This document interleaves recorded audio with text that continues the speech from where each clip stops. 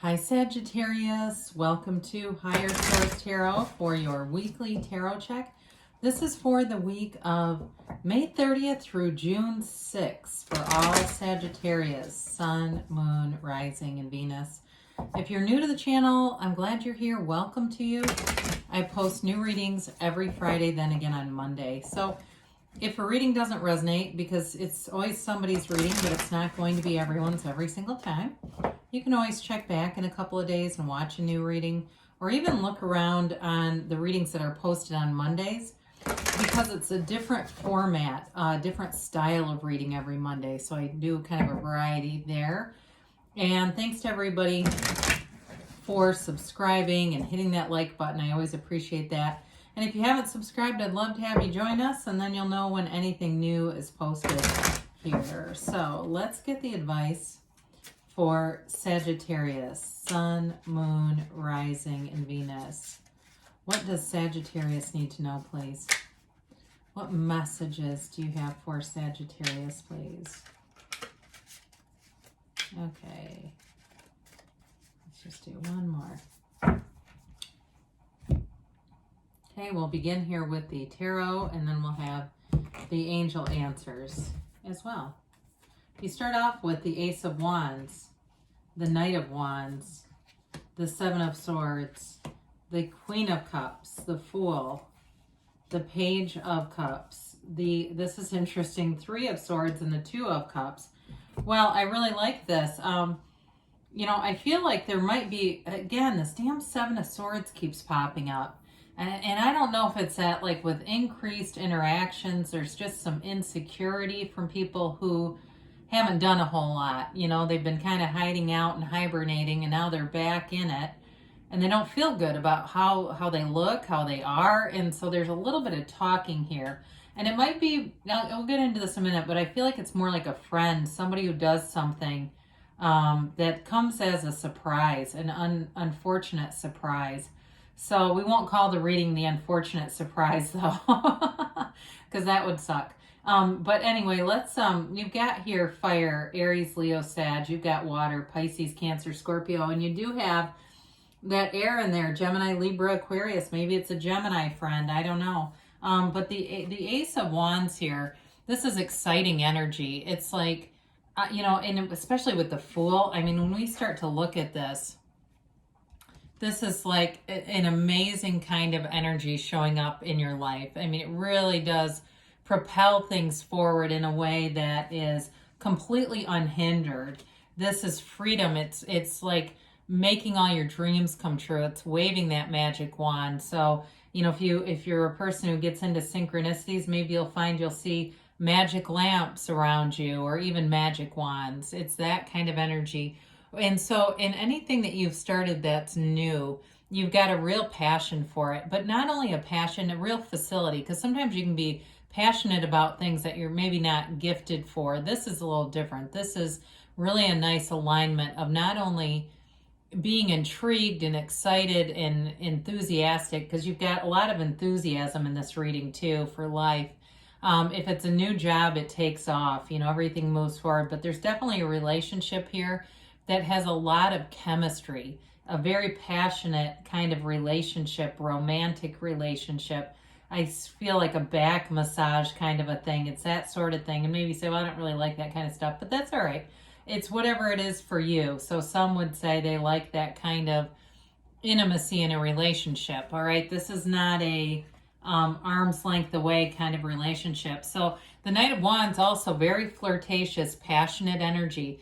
I got the work thing, you know, starting something maybe with work. It might be somebody you know through work, or you've somehow got some connection through work, but I don't feel like you work directly with them. I don't feel like it's necessarily like an office romance, but I definitely feel like this person is very excited about this too. It's mutual adoration here, and they want to move forward with things, and they might be a bit, I was going to use the word pushy, but it's like they're so enthusiastic that you're kind of toning them down, you know. I, a long time ago, was in a relationship with a Pisces, oddly enough, and I'm an Aries sun, and I was the one toning them down.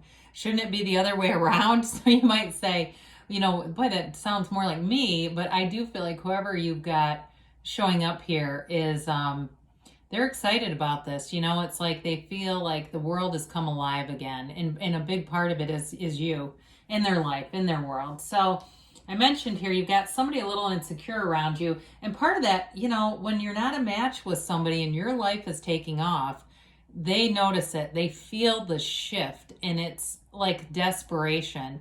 It's sort of that jab of desperation where, you know, they get these little comments and remarks and things like that. And it may even be somebody you work with, because the work thing keeps coming through.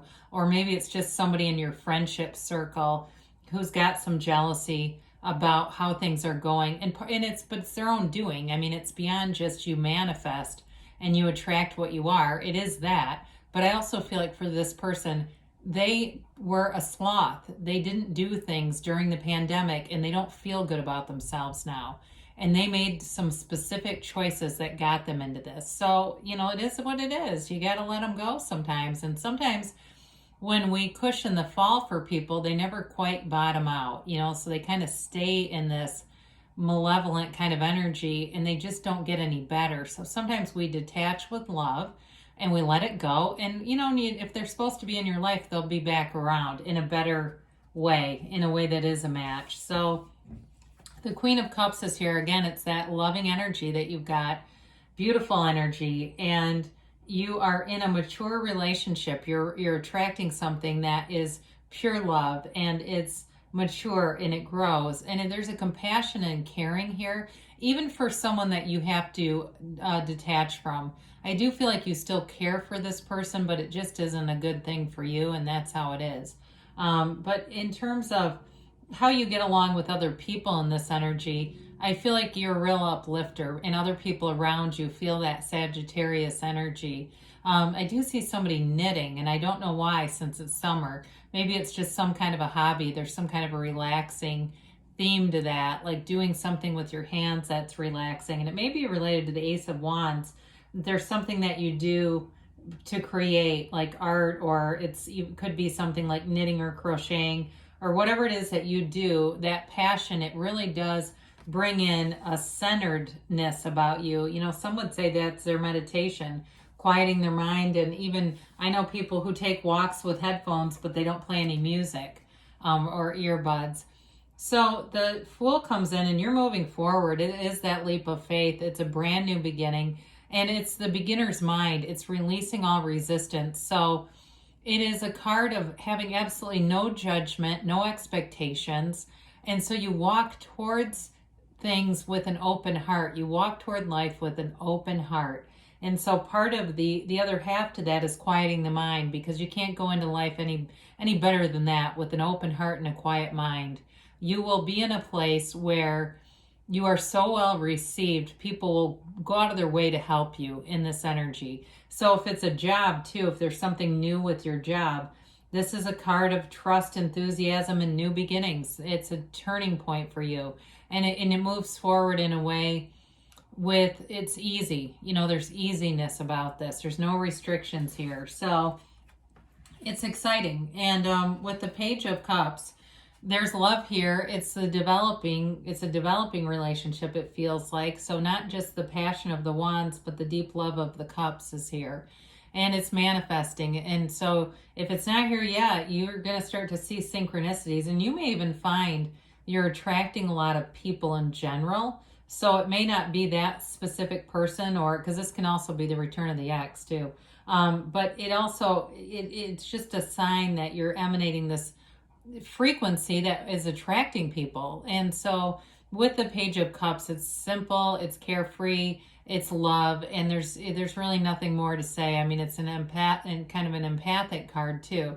So maybe someone who is a bit sensitive, could be a water sign, somebody who's sensitive to energy as well, and sensitive to people's moods. They pick up on that very easily. And so although you got to watch out for the codependent response on that, but I do feel like they do their best to kind of be the placater. They kind of smooth things over, you know, if there's something they can do, but I don't feel like they get sucked into it, you know, all the way down the rabbit hole. So we talked about this Three of Swords. It's related to the 7 there. it's something that's disappointing, but again, maybe you see it coming. Maybe you already know who this is and you're saying, I don't have to have another interaction with them. I already know how it'll go because it's that way every single time. There's acceptance here. But it does hurt a little bit. I still feel like you have a place in your heart for whoever that is. And there may be an exit plan already in play, and that's how it is. But doesn't mean, again, like they can't level up and be a part of things at some point, but they're just not there right now. So sometimes we let them go when it's like that and we move on. So the Two of Cups is here, soulmate energy. It's definitely a match. And I do feel like you have a match at work too, though, and a match in general in terms of anything new that you're involved with. It is going to be something that feels right to you. In relationships especially, it's really understanding and vibing with another person, knowing what the other person thinks, the simultaneous text, picking up your phone to call and it's already them on the other end. Remember that when, and I don't remember if cell phones still do this because we text so heavily, but you go to pick up the phone and somebody's already there because you're already ready to call. It's one of those. But there's definitely a synergy here for you, and it really, it kind of overshadows everything, quite frankly. The synergy of this relationship, it's like it doesn't matter what other things are going on. It's, it makes other problems shrink, I guess. It makes the love makes problems seem to just kind of fade away in the backdrop. And it's always fun to have a companion, to go through life together with somebody who understands you. So we will get the timeline here for Sagittarius. And a yes, no, maybe. All right, you have here remain positive. Well, I don't see why you wouldn't be. Again, I feel like anything negative around you just kind of bounces back off. You've got kind of this vibrational aura or protective mode around you that it's so positive it doesn't have room for this kind of stuff. So look for a sign. We talked about that. And they're all around you. The universe is always trying to interact with you. So trust that when you see those signs, the universe is there with you. It's always here. It is you. You've got within the next few months. So things are definitely developing here. And that whenever I see the pages, I always think of it as developing. Unless there's a lot of energy to indicate it's immature. But in this case, I do see it more as a developing energy. But you've got a yes. So good things are happening for you here, Sagittarius. I love you, and I'll be back again soon.